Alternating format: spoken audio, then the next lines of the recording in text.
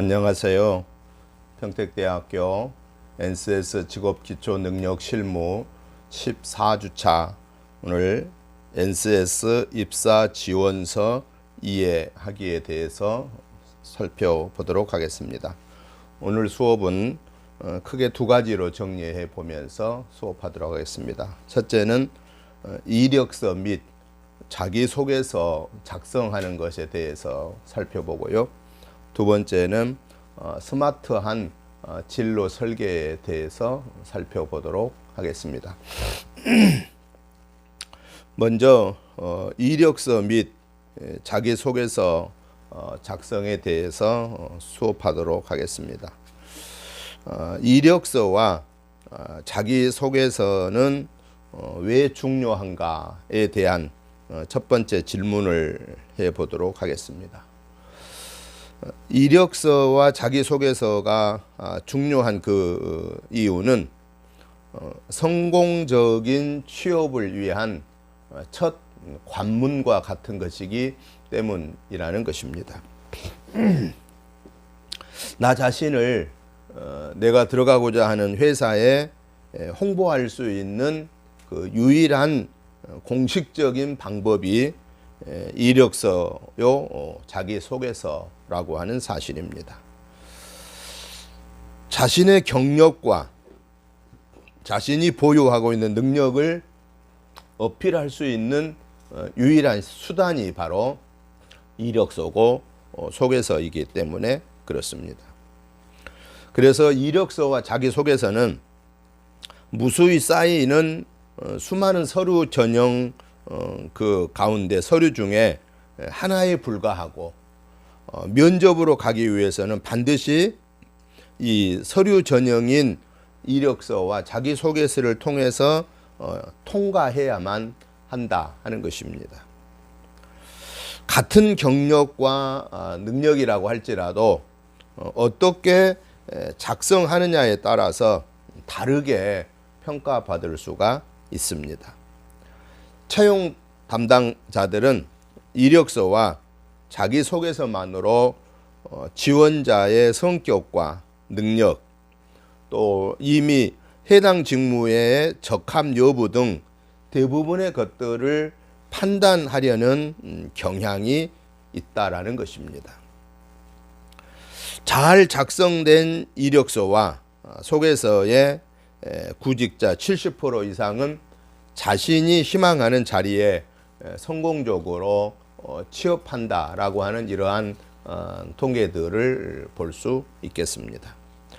서류 전형에서 받은 첫 번째 인상이 면접 결과와 최종 채용 결정에도 많은 영향력을 미치기 때문에 이력서와 자기소개서가 이만큼 중요하다라고 하는 사실입니다.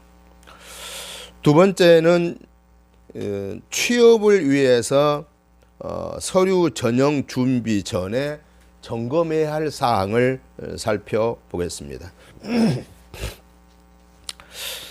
나의 특성과 희망 취업처의 요구와 연결점을 이 이력서 및 소개서에서 찾을 수 있어야 한다라는 겁니다. 나의 특성과 희망 취업처와 연결을 위해서는 먼저 원하는 직종 및 업종을 내가 선택을 해야 되고요. 그 다음에는 자신의 경쟁력을 분석해야 하고요. 그 다음은 지원하려는 회사에서 요구하는 핵심 능력을 파악해야만 하는 것입니다. 이것이 바로 나의 특성과 희망 취업처의 요구와 연결점을 찾는 것이다 하는 것이고요. 취업을 위해서 서류 전형 준비 및 전에 점검해야 할 두 번째 사실은 이력서에 대한 입장 차이를 이해를 해야 하는 것입니다. 이 이력서를 어떤 사람에 의해서 받아지느냐, 즉 어떤 사람의 입장에서 이력서를 쓰느냐에 따라서 그 입장 차이가 있는데, 먼저 지원자의 입장에서는 이력서가 어떤 역할을 하고 그 다음에 고용자의 입장에서는 이력서가 어떤 역할을 하는가 하는 것을 살펴보면은 먼저 지원자의 입장에서 이력서는 마케팅 도구다 하는 겁니다. 즉 마케팅 도구라고 하는 것은 나라고 하는 사람이 어떤 사람인가를 드러내는 그런 것이 바로 이 이력서다 하는 겁니다. 또 지원자 입장에서 두 번째는 제품 설명서다. 이력서가 나라는 사람을 소개하는데 제품 설명서, 나를 당신들이 회사에서 어떻게 이용할 수 있는가, 어떻게 활용할 수 있는가 하는 것들을 소개하는 그런 소개서와 같은 것이 이력서다라는 겁니다.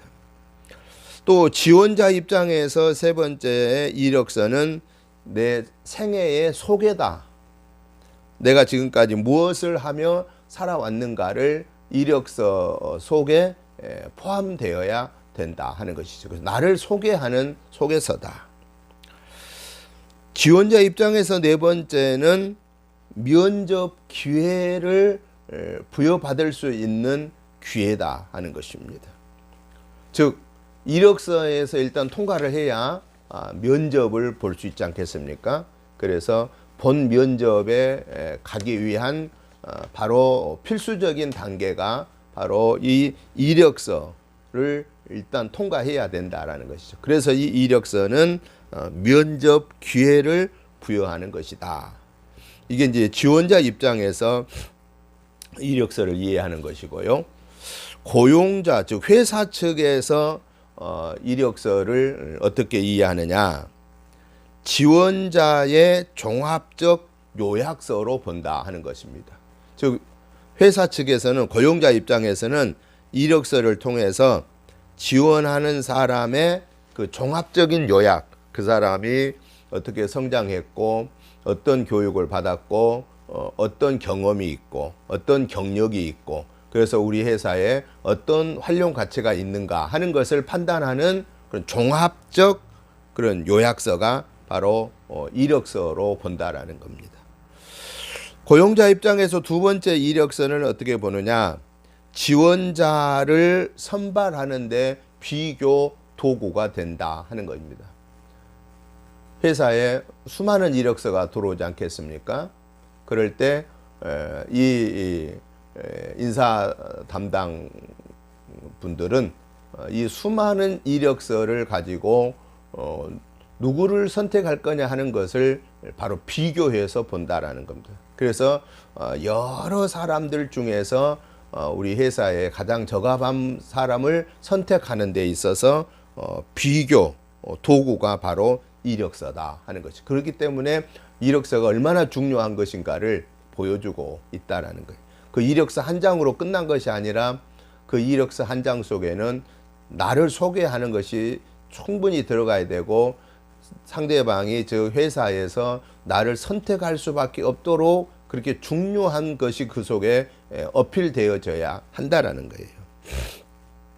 세 번째로 고용자 입장에서 지원자가 내는 이력서는 제품 설명서와 같다라는 거예요. 누구를 선택해서 어떻게 활용할 수 있는가, 우리 회사에 지금 어느 부서에 누가 필요한가 이런 것들을 선택하는 그런 사항으로 하나의 이력서는 제품 설명서라고 하는 것이죠. 고용자 입장에서 네 번째의 이력서는 지원자를 선택하는 광고 전단지와 같은 거다 하는 거죠. 그리고 우리가 광고 전단지를 보면은 얼마나 아름답게 꾸밉니까? 그 내용도 중요하지만은 표지부터 겉모습까지 사람들의 눈에 산뜻하게 들어오고 일목요연하게 볼 수 있도록 그렇게 광고 전단이 꾸며진다라는 거예요. 마찬가지로 이력서는 고용자 입장에서 광고 전단지처럼 산뜻하게 비춰질 수 있어야 되고 그 내용도 역시 깊이가 있어야 된다. 그래야만 컨택될 수가 있다라고 하는 사실입니다. 고용자 입장에서 마지막 이력서를 어떻게 보느냐? 면접 기회를 제공하는 것이 된다라는 것이죠. 이렇게 고용자 입장에서 이력서를 통해서 지원자를 종합적으로 요약하는 것을 보고 비교 선발하는 도구로 삼고 제품 설명서로 삼고 광고 전단지처럼 잘 살펴서 그 중에서 뽑아서 최종 면접 기회를 제공한다라고 하는 것이죠. 그래서 바로 이력서라고 하는 것은 이렇게 중요하다라고 하는 것입니다.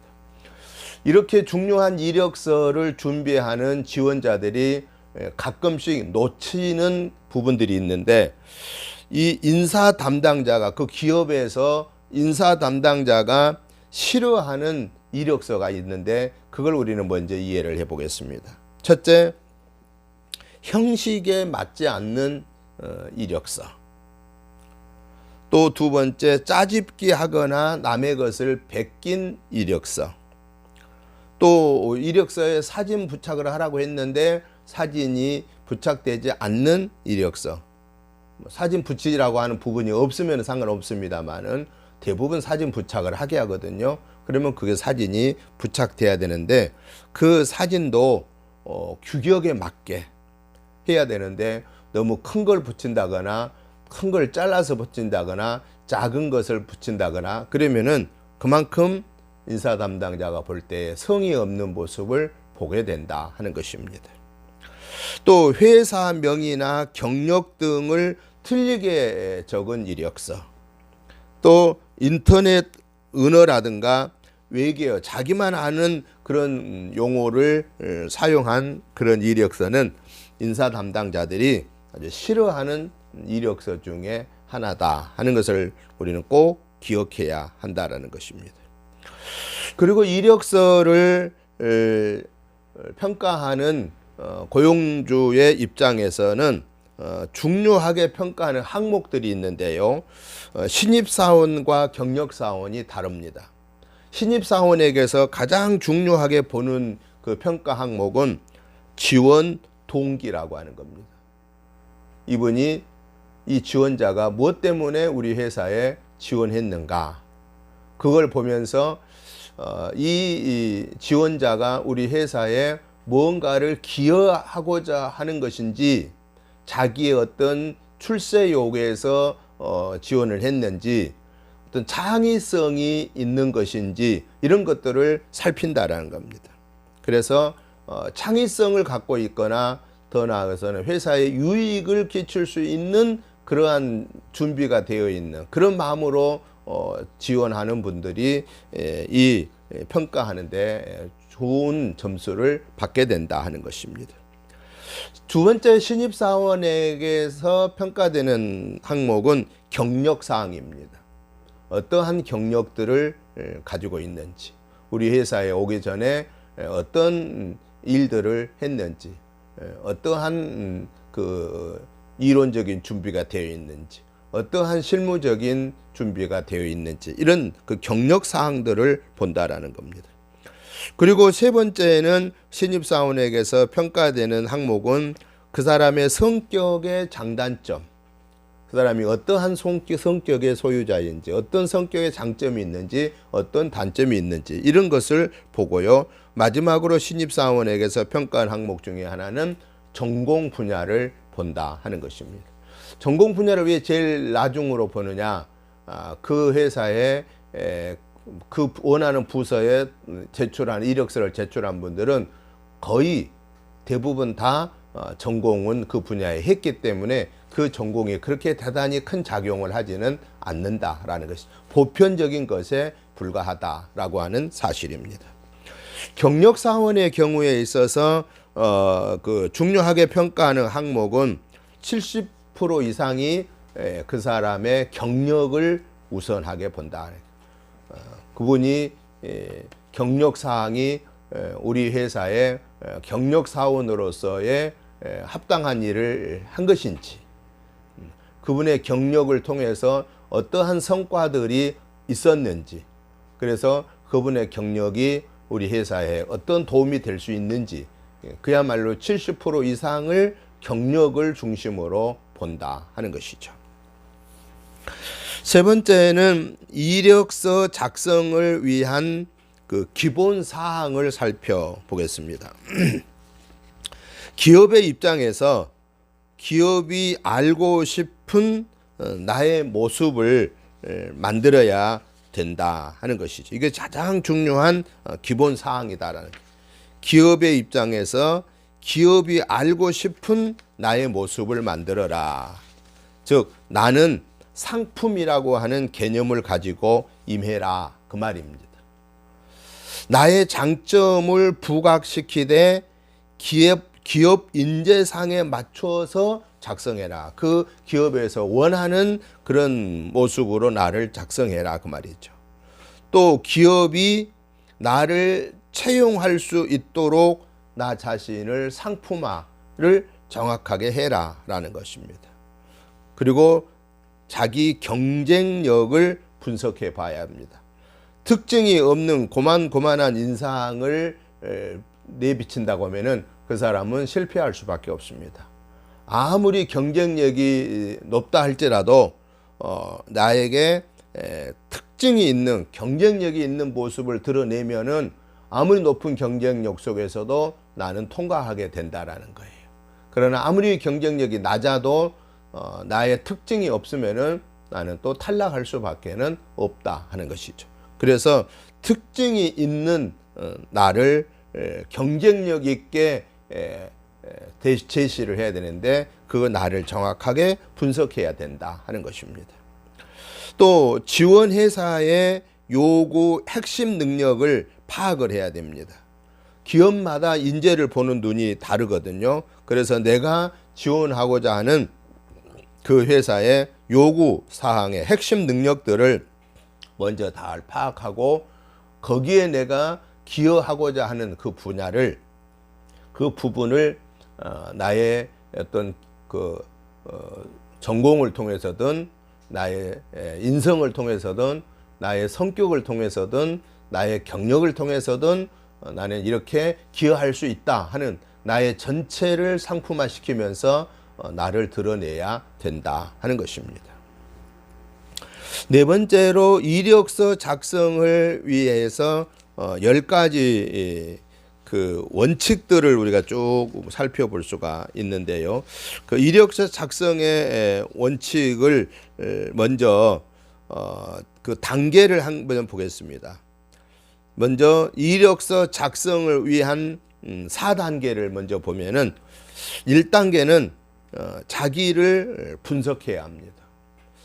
내가 어떤 능력을 갖고 있는지, 내 인성이 어떤지, 내 성격이 어떤지, 나의 흥미관이 어떤지, 나의 직업 가치관이 어떤 것인지, 내가 잘할 수 있는 장점이 어떤 것인지, 내가 좀 부족한 단점이 무엇인지 이런 것들을 정확하게 분석을 해야 됩니다. 그리고 2단계에서는 내가 지원하고자 하는 그 직무를 분석해야 됩니다. 그리고 세 번째는 내가 준비되어 있는 자기 분석을 통해서 내가 지원하고자 하는 그 회사의 직무와 어떠한 연관성이 있는가를 찾아야 됩니다. 연결고리를 찾아야 된다는 겁니다. 그리고 나서 마지막 네 번째 단계는 거기에 맞추어서 준비를 해서 효과적인 그 구직 서류가 되게끔 해야 된다 하는 것입니다. 이게 이력서 작성을 위한 4단계. 자기를 분석해라, 직무를 분석해라, 나하고 회사의 직무와의 연관성을 찾아라, 그리고 나서 효과적으로 서류를 준비해서 제출해라 하는 것입니다. 이력서 작성을 위한 10가지 원칙을 보겠습니다. 첫째, 명확한 목적의식과 목표 분야를 반영하라 하는 것입니다. 명확한 목적의식, 목표 분야를 반영을 해야 되고요. 두 번째는 최대한 이력서의 내용을 압축해라 하는 겁니다. 너무 잡다하게 많이 늘어놓지 말아라. 그런데 중요한 거 세 번째는 경력에 대해서는 자세하게 기재해라 하는 겁니다. 경력을 정확하게 길더라도 경력 부분은 자세하게 기록을 하는 게 효과적입니다. 네 번째는 자신이 보유하고 있는 기술, 능력을 최대한 기재해라 하는 것이죠. 내가 가지고 있는 기술, 어떤 자격, 능력, 어떤 좋은 경험, 경력 이런 것들을 아주 최대한 기재를 잘해야 되고요. 다섯 번째는 디자인에 신경을 써라. 아무리 좋은 상품도 디자인이 잘 안 돼 있으면은 상품 가치를 인정을 못 받습니다. 그래서 상품 내용도 중요해야 되지만 그에 못지않게 그 상품을 포장하는 디자인이 중요하다라고 하는 것입니다. 그래서 이력서의 디자인도 산뜻하게 한눈에 들어오게끔 막 잡다한 것이 아니라 산뜻하게 준비를 해야 된다 하는 것입니다. 여섯 번째는 이력서 앞부분에 반드시 요약을 기재해라. 내가 어떤 사람인지를 간략하게 그 회사에서 나를 꼭 필요로 할 수밖에 없도록 준비된 모습을 간략하게 제시를 해야 된다. 호기심을 불러일으킬 수 있어야 된다 하는 겁니다. 일곱 번째는 자신만이 아는 용어나 기술 용어는 가급적 피하고 보편적으로 이해하기 쉬운 용어들을 사용해야 하는 것입니다. 여덟 번째는 오타나 오기를 절대로 조심해라. 그래서 그 준비 잘 된 이력서가 한 장 휴지처럼 내던져질 수 있는 것은 오타, 오기는 여지없이 잡혀서 버림받게 된다 하는 겁니다. 아홉 번째는 한 가지의 이력서로 모든 회사와 직무에 지원하지 말아라. 이력서 하나 써가지고 A회사, B회사, C회사, D회사 똑같이 넣으면은 그거는 이미 그 회사의 인사팀들은 다 안다 그 말이야. 아, 이거 다른 회사에도 넣었던 거 갖고 와. 또 다시 복사해서 냈구나. 새로운 그 준비한 맛이 전혀 없구나. 우리 회사에 맞는 그러한 디자인이 아니구나. 그것을 분명 금방 안다라는 거예요. 마지막 열 번째는 회사에서 널리 사용하고 있는 워드 프로그램을 이용을 해야 한다라는 거예요. 그러려고 하면은 그 회사 홈페이지에 들어가서 그 회사의 그 문체도 좀 보고 어떤 유형들로 사용되고 있는가 그런 걸 봐서 글씨체 같은 거라든 것도 미리서 잘 파악해서 그 회사에 맞는 워드 프로 글씨체를 사용했을 때 그 회사 분들은 자기들이 익히 잘 알고 있는 잘 숙달되어 있는 그러한 글씨체를 편하게 본다라는 거예요. 그래서 괜히 이질감을 느끼지 않도록 편안하게 서류를 볼 수 있도록 그러한 배려를 할 수 있어야 된다 하는 것이죠. 이것이 바로 이력서 작성을 위한 10가지 원칙들이다 하는 것이고요. 다섯 번째는 이력서를 작성하는 데 있어서 주의해야 할 사항이 있습니다.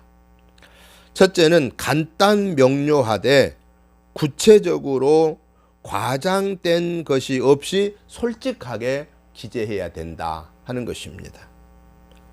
두 번째는 응시 기업과 관련된 실무 능력 위주로 작성을 해야 된다 하는 것이고요. 세 번째는 연락받을 수 있는 연락처를 반드시 명기해야 된다. 그 회사에서 바로 연락하면 바로 받을 수 있는 내가 소유하고 있는 그런 연락처를 우리가 가지고 있어야 된다. 거기다 명기를 해야 된다 하는 것이고요. 네 번째는 사진은 단정한 것을 규격에 맞게 사용해라. 큰 걸 잘라서 해도 안 되고 작은 것을 넓게 오려갖고 붙여도 안 된다 하는 것입니다. 다섯 번째는 시간적인 여유를 두고 작성을 해서 마무리에 빈틈없이 준비를 해야 된다 하는 것입니다. 여섯 번째로 이력서에 있어서 이제는 자기소개서 작성 요령을 살펴보겠습니다. 자기소개서 작성 요령을 네 가지로 정리를 해보겠는데요. 첫째는 생각하라 하는 겁니다. 생각하라고 하는 말은 무슨 얘기 같냐면은 생각을 품어라. 생각을 품고 두 번째는 감각을 깨워라. 감각을 깨우고 세 번째는 영역을 키워라. 내 능력의 영역을 키워야 된다는 것이죠. 자기소개서 작성에 있어서 두 번째 요령은 표현을 해라. 표현하는데 첫째는 생각을 쏟아서 표현하고, 두 번째 표현을 묶고, 세 번째 키워드를 찾아야 되는 것. 이것이 바로 표현하라 하는 것이고요. 자기소개서 작성 요령의 세 번째는 정리하라인데, 이 정리하는 것은 상대방을 읽어라, 두 번째 생각을 스케치해라, 세 번째 자신만의 색깔을 입혀라 라고 하는 사실입니다. 자기소개서 작성 요령 중에 네 번째는 디자인하라입니다. 디자인하기 위해서는 일단 써라, 두 번째 비판적으로 검토해라, 세 번째 업그레이드를 이어가라 하는 것이죠. 이렇게 자기소개서 작성 요령은 생각하라, 표현하라, 정리하라, 디자인하라, 이렇게 네 가지로 정리를 해볼 수 있겠습니다. 자기소개서 작성에 있어서 NCS를 기반한 입사 지원서를 한번 보도록 하겠습니다. NCS를 기반한 입사 지원서는 첫째, 기존 지원서하고 NCS를 기반한 입사 지원서를 한번 비교를 해 보도록 그렇게 하겠습니다. 먼저 기존 지원서는 어떠냐? 직무와 관련이 없는 개인 신상, 학점, 어학연수, 자격, 수상 경력 등을 나열하도록 그렇게 구성이 되었습니다. 그러나 NCS를 기반한 그런 입사 지원서에는 해당 직무 수행에 꼭 필요한 정보들을 제시할 수 있도록 구성이 되어 있습니다. 직무기술서는 직무 수행 내용, 요구 지식이나 기술, 관련 자격증, 사전 직무 경험을 기술하게 되어 있고요. 인적사항 분야에서는 성명, 주소, 연락처, 지원 분야 등을 작성하는데 입사 지원서 평가에는 이 인적사항은 반영하지를 않습니다. 교육사항에서는 직무 지식과 관련된 학교 교육 및 직업 교육을 작성하도록 하고 있고요. 자격사항에서는 직무와 관련된 국가 공인 기술이나 전문 또 민간 자격을 선택해서 작성하도록 하고 있습니다. 경력 및 경험 사항에 있어서는 조직에 소속되어 일정한 임금을 받거나 일정한 임금을 받고 일한 것을 경험이라고 말하고요. 임금 없이 일하는 것을 경력이라고 말하는데 이렇게 일정한 임금을 받은 경험이나 임금이 없이 일한 경력의 직무와 관련된 활동들을 그 내용을 작성하도록 하고 있다 하는 것입니다. 일곱 번째는 NCS 직무 기반 자기소개서를 살펴보겠습니다. NCS를 기반한 자기소개서는 채용 공고 단계의 직무 설명 자료에서 제시하는 직업 기초 능력과 직무 수행 능력을 측정하기 위해서 필요한 질문들로 구성되어 있습니다. NCS 자기소개서 한 예를 들어보면 이렇습니다. 최근 5년 동안에 귀하가 성취한 일 중에서 가장 자랑할 만한 것은 무엇입니까? 그것을 성취하기 위해서 귀하는 어떤 일을 했습니까? 라고 하는 이러한 자기소개서의 유형을 정리하는 게 좋다 그 말입니다. NCS를 기반한 자기소개서에 보면 또 하나 예상을 보면은 내가 예상치 못했던 문제로 인해서 계획대로 일이 진행되지 않았을 때 책임감을 가지고 적극적으로 끝까지 업무를 수행해내서 성공적으로 마무리했던 경험이 있으면 서술하시오 하는 이러한 문제의 그 경험을 적어낼 수 있어야 된다 하는 것입니다. 또 세 번째는 현재 자신의 위치에 오기 위해서 수행해 온 노력과 지원한 직무 분야에서 성공을 위한 노력, 및 계획을 기술해 보시오라고 하는 이러한 문제로 이런 문제에 대한 답을 제시할 수 있어야 된다 하는 것입니다. 네 번째는 약속과 원칙을 지켜서 신뢰를 형성하고 유지했던 경험에 대해 기술하세요라고 하는 이러한 질문을 예상해서 우리가 또 준비를 해보아야 된다 하는 것입니다. 여덟 번째는 이력서 및 자기소개서 작성 이후 평가를 살펴보겠습니다.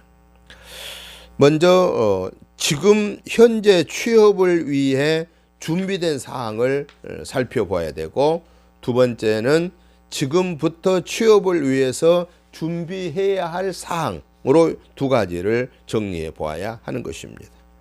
지금 현재 취업을 위해서 준비된 것들이 어떤 건가?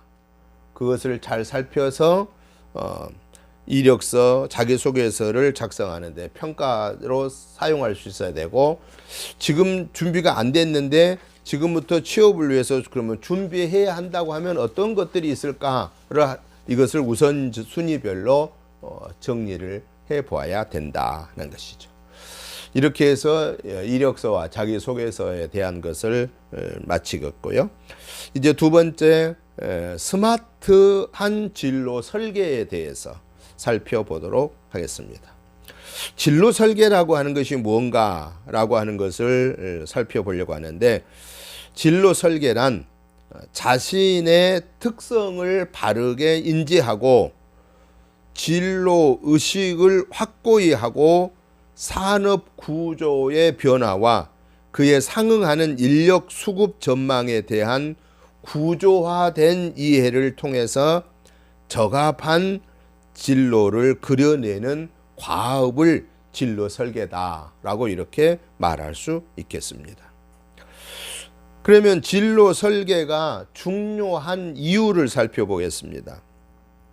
직업 세계가 점점 전문화되고 복잡화되어 가고 있습니다. 그렇기 때문에 체계적인 준비 없이는 올바른 선택을 하기가 어렵기 때문에 진로 설계의 중요성이 필요하다 하는 것입니다.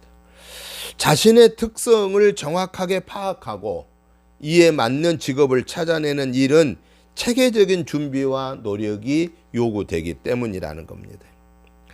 대학 시절의 진로 설계는 향후 30년, 40년의 삶의 폭과 깊이에 영향을 미치기 때문에 진로 설계가 중요하다 하는 것입니다. 일반적으로 대학생들은 좋은 직장에 취업하고 싶다는 욕망은 강한데, 이를 위해서 지금 여기에서 무엇을 해야 할 것인가에 대한 고민과 실천은 상대적으로 약하다, 미약하다라고 하는 사실을 우리는 꼭 기억해야 할 것입니다. 진로 설계할 때 고려해야 할 사항을 살펴보겠습니다. 첫째, 개인의 재능과 부합해야 된다는 것. 자신이 가장 잘할 수 있는 일이나 분야를 찾아내야 된다 하는 것입니다. 두 번째, 개인의 열정을 고려해야 합니다. 자신이 가장 좋아하는 일이나 분야가 무엇인지에 대한 고민을 토대로 해야 된다 하는 것입니다. 진로 설계를 할 때 고려해야 할 세 번째는 사회적으로 필요한가를 고려해야 하는 것입니다. 직업세계도 유기체처럼 생로병사 과정을 거치기 때문에 향후 15년 또는 20년 후에도 사회적으로 필요한 분야인가를 철저하게 따져보고 진로 설계를 해야 한다는 것입니다. 진로 설계할 때 고려해야 할 네 번째 사항은 개인의 양심에 비추어 보아야 하는 것입니다. 직업은 개인의 자아 실현 터전이면서 사회적 역할과 위상의 거울이 되기 때문에 사회적으로나 도덕적으로나 바람직한 일이어야 된다 하는 것이죠. 마지막 다섯 번째는 직업 설계를 할 때 주의해야 할 것은 타협의 과정이라고 하는 것을 명심해야 된다. 즉 직업 설계를 하는데 끝까지 내 고집만 피우고 하면 안 된다 그 말이죠.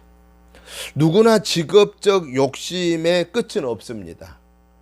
그러나 자신의 능력이나 특성 등 조건이나 수준을 고려해서 진로를 설계해야지 내 능력이나 내 특성과는 전혀 관계 없는 것을 고집부리면서 그 직업에 욕심을 갖는다고 해서 그 직업이 잘 설계될 수 있는 것은 아니다 하는 것입니다.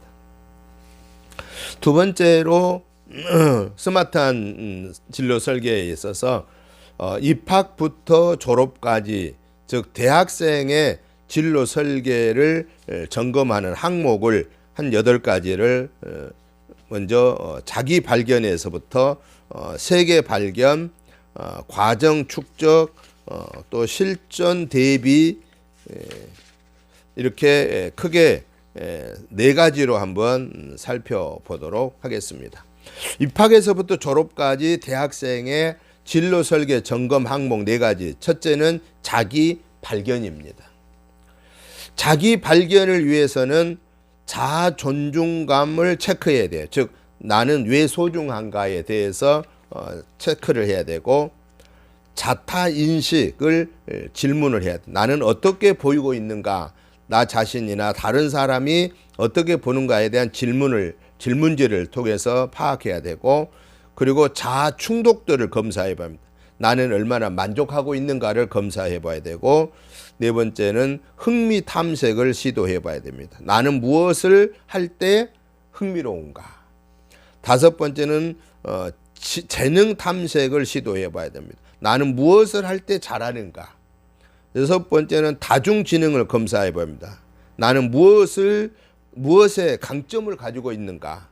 7번째는 성향 탐색을 검사해 봐야 됩니다. 나는 어떤 일에 편안함을 느끼는가.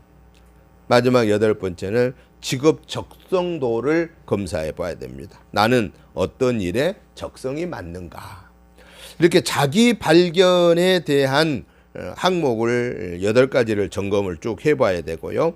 두 번째는 세계 발견입니다. 세계 발견에서 첫째는 직업 인기 순위를 이해해야 됩니다. 직업에 대한 사람들의 인식은 어떤가를 살펴봐야 되고, 두 번째는 직업 선호도를 이해해야 합니다. 실제 어떤 직업을 선호하고 선택하는가를 이해할 수 있어야 되고, 세 번째는 직업 만족도를 이해해야 됩니다. 막상 직업 현장에서 그 일을 할 때 내가 만족할 수 있는가, 이것을 살펴봐야 하고요. 4번째는 변화에 대해서 이해를 해야 됩니다. 어떤 직업이 점차 사라지고 있는가, 어떤 유형의 직업들이 앞으로 계속해서 또 새롭게 더 새로운 직업으로 생겨날 것인가 하는 것들을 살펴봐야 되고요. 5번째는 직업 트렌드를 이해해야 합니다. 어떤 직업이 새로 생겨나고 있는가. 6번째는 시대와 직업을 예측해 봐야 합니다. 어떤 직업이 더 생길 것인가. 7번째는 직업 선호군을 형성해야 됩니다. 어떤 직업을 나의 진로로 잡을 것인가. 마지막 8번째는 직업 가치관을 분석해 봐야 됩니다. 나는 어떤 가치로 직업을 선택하고 있는가인 것입니다. 세 번째는 이 과정 축적입니다. 과정 축정에서 첫 번째는 롤 모델을 분석해 보는 겁니다. 이미 내가 원하는 직업을 선택하여서 일하는 분들을 찾아서 만나보는 것이죠. 그 직업을 담당하고 있는 사람들은 어떤 사람들인가. 진로 과정을 분석해 봐야 됩니다. 그 직업을 이루는 과정은 어떠한 것인가. 또 세 번째는 진학과 학과를 구성해 봐야 됩니다. 그 직업을 위해서 어떤 공부를 해야 할 것인가. 4번째는 학업 계획서를 세우는 겁니다. 어떻게 공부의 목표를 세우고 이룰 것인가. 5번째는 직업 체험을 계획해야 됩니다. 직업에 대해 구체적으로 체험할 것인가. 6번째는 지식, 독서 이력서 또는 진로 상담 경험을 해야 됩니다. 진로에 대해 충분히 탐구해 봐야 됩니다. 7번째는 관련 동아리 활동과 봉사 이력을 통해서 그 과정에서 의미 있는 경험이 무엇인가를 찾아야 하는 것입니다. 4번째는 실전 대비가 있습니다. 실전 대비의 첫째는 자기소개서, 모든 과정에 일관된 흐름이 있는가를 살펴야 되고, 두 번째는 면접 예상 질문서, 모든 과정의 흐름을 표현할 수 있는가. 세 번째, 진로 포트폴리오를 구성해서 모든 과정을 자료로 구성하였는가를 살펴볼 수 있어야 된다 하는 것입니다. 진로 설계에서 세 번째는 진로 설계 단계에 대해서 살펴보도록 하겠습니다. 진로 설계 단계는 크게 두 가지로 정리해 볼 수가 있겠는데요. 하나는 자기 발견, 두 번째는 세계 발견입니다. 먼저 자기 발견에서 진로 점검이 있습니다. 첫째, 진로 점검은 나는 정말 진지하게 꿈꾸고 있는가를 살펴야 되고, 진짜 나의 꿈인가, 진짜 그 일을 하고 싶은가에 대해서 나를 잘 점검을 해 보아야 하는 것입니다. 자기 발견에서 두 번째는 존재를 발견하는 겁니다.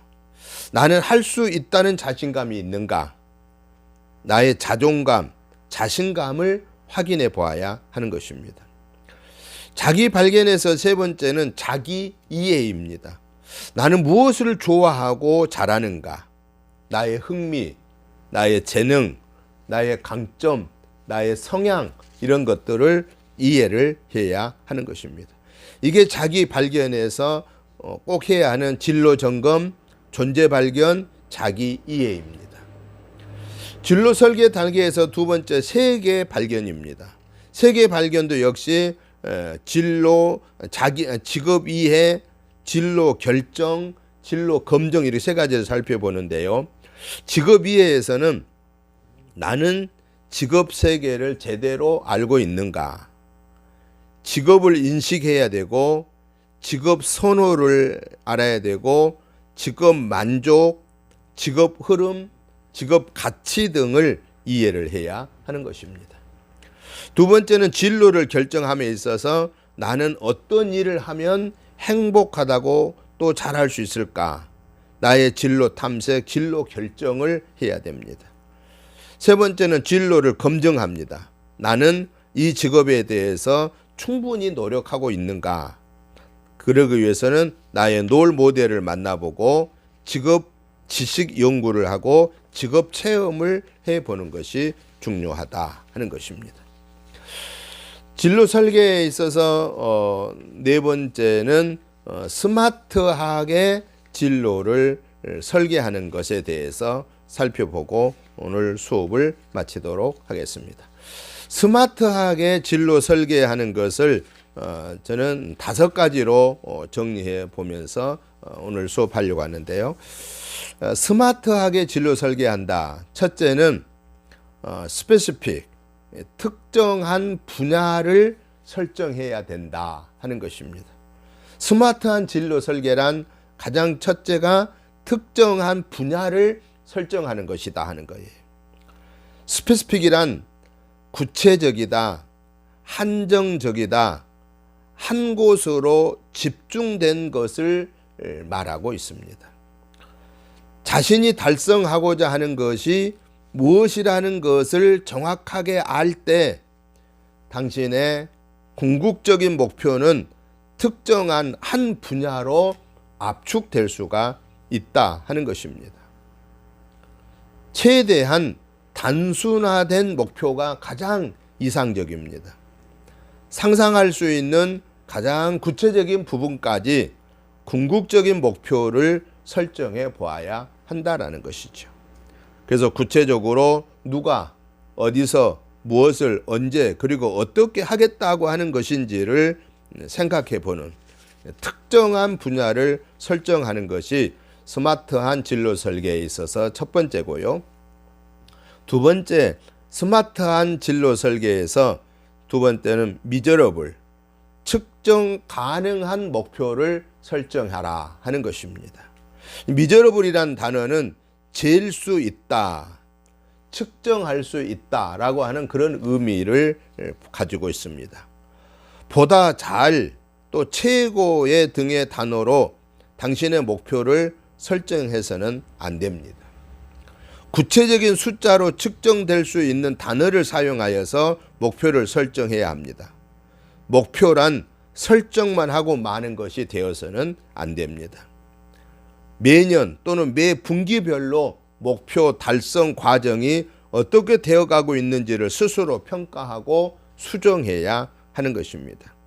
반드시 측정 가능한 단어로 목표를 설정하라. 이게 바로 스마트한 진로 설계의 두 번째 단계다 하는 것이고요.